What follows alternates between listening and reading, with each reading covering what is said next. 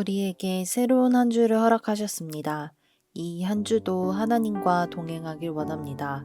다 함께 사도신경으로 우리의 신앙을 고백하겠습니다.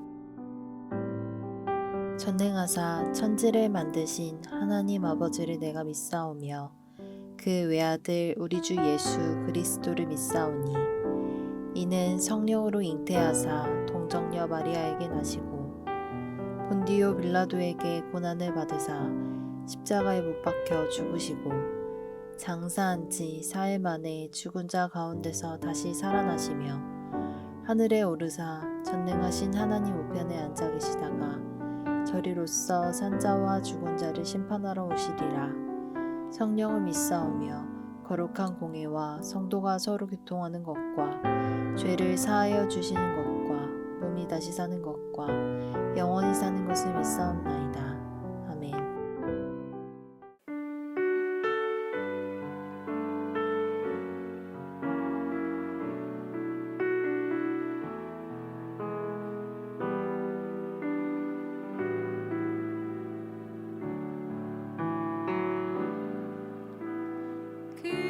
그는 나의 주 아버지 내 영혼을 불밭에 누이시고 새와 나무의 노래로 내 맘을 위로하여 주시네. 양들이 주인 찾듯이 오직 한 분 목자인 내 주님을 내가 찾고 또 따르니 주 곁에 나를 메어 주소서. 주는 내 피난처 내 요새 되시니 내 피할 곳은 주뿐이네. 나 돌아갈래 본향 주의 집에서 내 주님 맞아 주시리. 양들이 주인 찾듯이 오직 한 분 목자인 내 주님을 내가 찾고 또 따르니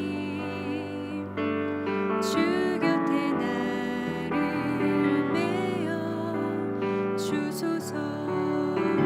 주는 내 피난처 내 요새 되시니 내 피할 곳은 주뿐이네. 나 돌아갈래 본향 주의 집에서 내 주님 맞아 주시리.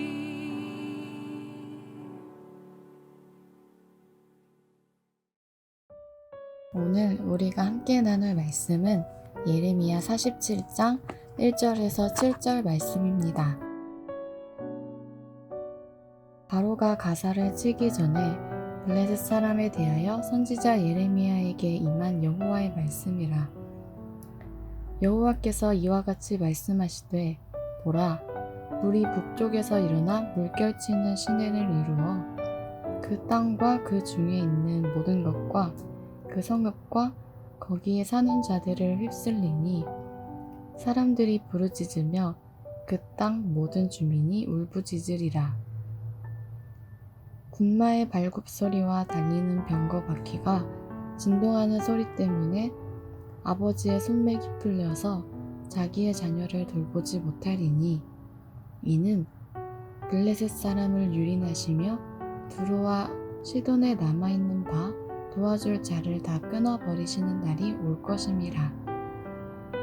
여호와께서 갑돌섬에 남아있는 블레셋 사람을 유린하시리라. 가사는 대머리가 되었고 아스글론과 그들에게 남아있는 평지가 잠잠하게 되었나니 내가 내 몸 배기를 어느 때까지 하겠느냐. 오호라 여호와의 칼이여, 내가 언제까지 쉬지 않겠느냐. 내 칼집에 들어가서 가만히 쉴지어다. 여호와께서 이를 명령하셨은즉 어떻게 잠잠하며 쉬겠느냐. 아스글론과 해변을 치려하여 그가 정하셨느니라 하니라. 아멘. 반갑습니다. 오늘 예레미야 47장 1절부터 7절을 중심으로 길이라는 주제의 말씀을 함께 나누겠습니다.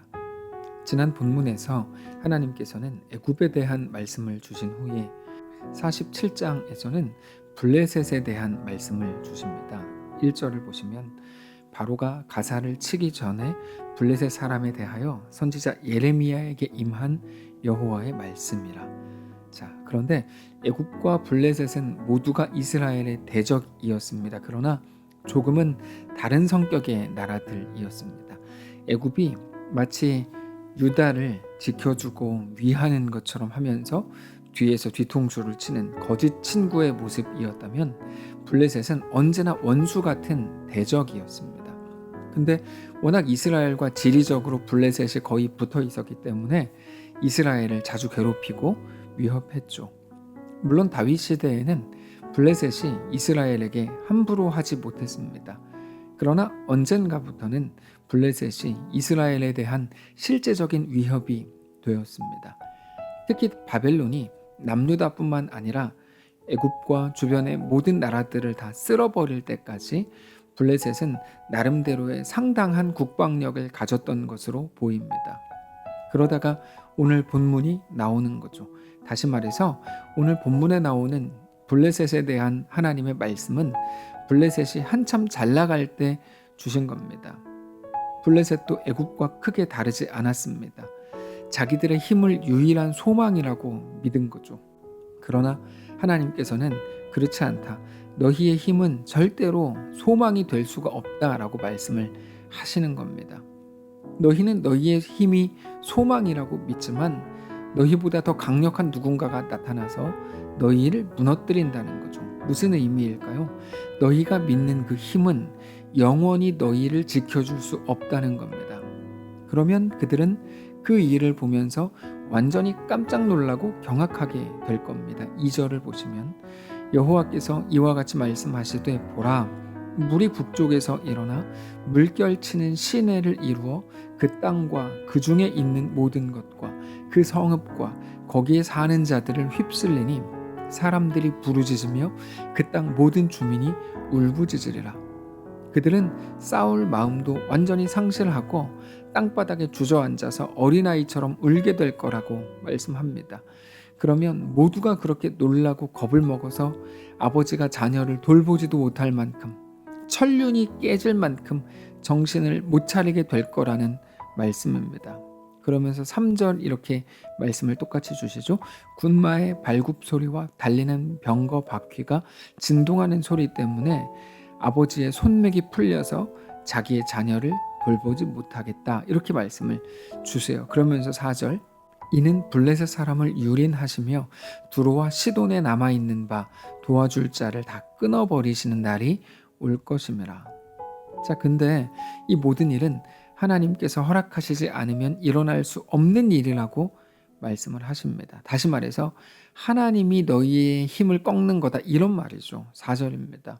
이는 블레셋 사람을 유린하시며 두로와 시돈에 남아있는 바 도와줄 자를 다 끊어버리시는 날이 올 것임이라. 여호와께서 갑돌 섬에 남아있는 블레셋 사람을 유린하시리라. 가사는 대머리가 되었고 아스글론과 그들에게 남아있는 평지가 잠잠하게 되었나니 너가 너 몸 배기를 어느 때까지 하겠느냐. 오호라 여호와의 칼이여, 너가 언제까지 쉬지 않겠느냐. 내 칼집에 들어가서 가만히 쉴지어다. 여호와께서 이를 명령하셨은즉 어떻게 잠잠하며 쉬겠느냐? 아스글론과 해변을 치려 하여 그가 정하셨느니라 하니라. 자, 우리가 이 말씀을 잘 기억해야 되는데요. 자주 말씀드리지만 세상이 믿는 모든 것은 반드시 끊어질 날이 옵니다. 그 어떤 것보다 하나님이 강력하시고 하나님의 주권적인 역사가 모든 것을 뒤덮는 날이 오는 거죠. 근데 여러분 잘 생각해 보시면 오늘 본문이 당연히 블레셋에게 주시는 하나님의 말씀이지만 단지 블레셋 너희만 들어라 이런 거겠습니까? 아닙니다. 이스라엘이 들었어야 되고요. 오늘 이 땅을 사는 우리 모두가 들어야 되는 말씀인 거죠. 그러니까 오늘 본문을 보면서 야 블레셋 니네 그럴 줄 알았다. 니네 못난 짓 하더니 죽어 마땅하다. 이렇게 생각할 수 있는 본문이 아니라는 거예요. 오늘 본문을 보면서 나에게 주시는 하나님의 음성이 무엇인지를 분별하여 들어야 된다는 거죠. 자, 오늘 본문은 이것을 말씀하시는 겁니다. 세상은 여전히 자기들이 가진 거, 특별히 자기들의 눈에 보이는 게 전부인 줄 안다는 거죠. 그래서 모두가 눈에 보이는 것을 잡으려고 쫓아간다는 겁니다. 그러나 시편 1편을 통해서 성도들에게 주신 하나님의 말씀을 우리는 꼭 기억해야 됩니다. 시편 1편은 우리가 잘 아는 말씀입니다. 복 있는 사람은 악인들의 꾀를 따르지 아니하며 죄인들의 길에 서지 아니하며 오만한 자들의 자리에 앉지 아니하고 오직 여호와의 율법을 즐거워하여 그의 율법을 주야로 묵상하는도다. 그는 시냇가에 심은 나무가 철을 따라 열매를 맺으며 그 잎사귀가 마르지 아니함 같으니 그가 하는 모든 일이 다 형통하리로다. 악인들은 그렇지 아니하며 오직 바람에 나는 겨와 같도다. 그러므로 악인들은 심판을 견디지 못하며 죄인들이 의인들의 모임에 들지 못하리로다. 무릇 의인들의 길은 여호와께서 인정하시나 악인들의 길은 망하리로다. 여러분, 이 시편 1편은 많은 성도들이 외우기도 하고 사랑하는 성경 구절인데 굉장히 중요한 말씀을 담고 있습니다. 악인과 의인을 어떻게 구분합니까? 악인은 굉장히 역동적인 이미지로서 그립니다. 그래서 1절을 보면 꾀를 따른다, 길에 들어선다, 자리에 앉는다 이런 식으로 표현하죠. 하나하나의 표현이 굉장히 역동적이에요. 그러다가 4절로 가면 정점이 어떻게 찍힙니까? 바람에 나는 겨와 같다 이렇게 말씀을 하시죠. 그러니까 얼마나 대처가 빠르고 융통성 있는 모습이냐는 거예요. 반면 의인은 완전히 반대입니다. 시냇가에 심기운 나무라고 표현하실 만큼 악인과는 그 이미지가 완전히 반대입니다. 근데 중요한 건 이겁니다. 그러면 시냇가에 심기운 나무라는 게 어떤 의미, 어떤 이미지냐는 거죠. 마치 게으르고 융통성도 없고 자기 고집만 강하고 그냥 별 생각 없이 살아가는 게 그게 하나님이 우리에게 보여주시려는 의인의 이미지일까요? 절대로 그렇지 않습니다. 악인과 의인의 가장 큰 차이는 뭐냐면 보는 것입니다. 보는 게 다른 거예요. 악인은 눈앞에 보이는 거를 보고 따라갑니다. 그래서 눈앞에 보이는 것만 따라다닙니다. 따라다니죠. 그래서 어떤 사람들이 볼 때는 굉장히 역동적인 것처럼 보이는 거예요. 반면에 의인은 가만히 있는 것처럼 보이죠. 근데 사실 가만히 있는 게 아닙니다. 하나님 나라를 보고 있는 중입니다. 그러니까 어떤 사람들이 보기에는 굉장히 느릿느릿하죠. 그러나 게으르거나 자기 고집이 강한 게 아니라 하나님 나라를 보면서 자기 자신을 바꿔요. 계속해서 말씀으로 자신을 훈계합니다. 그러니까 세상에 익숙한 사람들이 볼 때는 답답하죠. 야, 너는 눈에 보이지도 않는 하나님이라는 것 때문에 오늘 그 큰 손해를 보냐라고 말합니다. 그러나 그가 눈에 보이지도 않는 하나님 때문에 손해를 본다고 해도 그는 절대로 아까워하지 않아요. 억울해하지 않습니다. 왜요? 하나님 나라는 당장 앞에 있는 것보다 더 크기 때문입니다. 그래서 세상이 볼 때 그렇게 답답한 결정을 하는 겁니다. 그래서 우리가 이 코로나 시대에 선교를 하고 더 어려운 누군가를 돕고 여전히 하나님의 사람들로서 해야 될 일을 하는 그 모든 것을 세상이 볼 때는 너무 답답하다고 생각하지만 하나님은 전혀 그렇게 보시지 않습니다. 하나님은 너가 시냇가에 심기운 뿌리 깊은 나무와 같다라고 말씀을 하시죠. 결국 그 차이입니다. 어떤 차이요? 눈에 보이는 것을 따라갈 것인지 아니면 하나님 나라를 따라갈 것인지를 묻는 겁니다. 그게 애굽과 하나님의 백성, 블레셋과 하나님의 백성의 차이입니다. 결국 어떤 길로 갈 것인지의 문제인 거죠. 세상 사람들이 다 가는 그 길로 가지 않습니다. 넓은 길로 가지 않아요. 세상 사람들이 말하는 그거, 세상 사람들이 생각하고 소중하게 여기는 그 가치관대로 생각하지 않습니다. 하나님 나라를 먼저 생각하죠. 하나님이 무엇을 원하시고 요구하시는지를 알고 움직입니다. 하나님 나라와 같은 뜻을 품고 하나님 나라가 진행되는 대로 따라갑니다. 내 이야기를 막 계속 해대지 않아요. 하나님, 내가 얼마나 힘든 줄 알잖아요. 내 상황 알잖아요. 내 형편 알잖아요. 내가 그거 무서워하는 거 알잖아요. 내가 그거 힘들어하는 거 알잖아요. 그런 말 할 필요가 없습니다. 하나님 나라와 같은 뜻을 품고 하나님 나라가 진행되는 대로 따라가기 때문입니다. 이 코로나 시대에 얼마 전에 태국에 다녀왔습니다. 나다카 목사님을 만났을 때 이렇게 말했습니다. 제가 목사님을 만나는 이 자리까지 오려고 16일 걸렸습니다. 정말이었습니다. 우리가 왜 그렇게까지 하는 걸까요? 우리는 다른 사람들과 뭐가 보는 게 그렇게 다른 걸까요? 얼마 전에 코로나에 대해서 말씀을 드리면서 많은 교회들이 코로나를 잠시 지나가는 소나기라고 생각해서 잠깐만 피하면 돼. 조금만 잠깐 피해 있다가 정상화가 되면 그때 다시 무언가를 하면 돼 라고 생각하지만 그렇지 않을 거라고 말씀을 드렸습니다. 지나가지 않을 거라는 말이 아니고 그냥 지나가기를 바라고, 그래서 잠시 피해 있는 게 교회가 할 일의 전부라면 우리가 성도라는 사실이 우리에게 어떤 의미가 있겠냐는 거죠. 그러면 어떻게 하라는 걸까요? 지금 이때에만 할 수 있는 신앙의 고백, 지금 이 순간에만 드릴 수 있는 우리 삶이 무엇인지를 고민해야 된다는 거예요. 그게 없으면 하나님이 내 삶 가운데 이 모든 일들을 허용하신 이유에 대해 알지 못하는 자와 같은 것이기 때문입니다. 그리고 그것을 하나님 앞에 내어 드려야 된다는 거죠. 그게 악인이 아니라 의인으로 살아가는 순간이고, 애굽이나 블레셋이 아니라 하나님 나라의 백성으로 서게 되는 순간이 되는 겁니다. 사랑하는 성도 여러분, 말씀을 정리하겠습니다. 하나님께서 우리 형편을 왜 모르시겠습니까? 다만 그렇기 때문에 어떤 순간에도 더 온전히 우리 하나님을 의지하시고 우리 하나님을 바라보실 수 있기를 바랍니다. 하나님이 우리의 아버지이신 것으로 인해 감사하고 만족하면서 그게 단지 마음의 위안이 아니라 실제로 우리 삶의 방향을 결정하게 하고 삶의 목표를 새롭게 하는 가장 소중한 기준이 되시기를 바랍니다.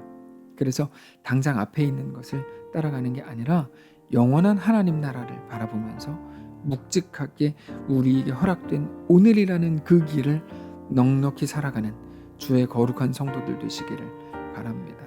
기도하겠습니다.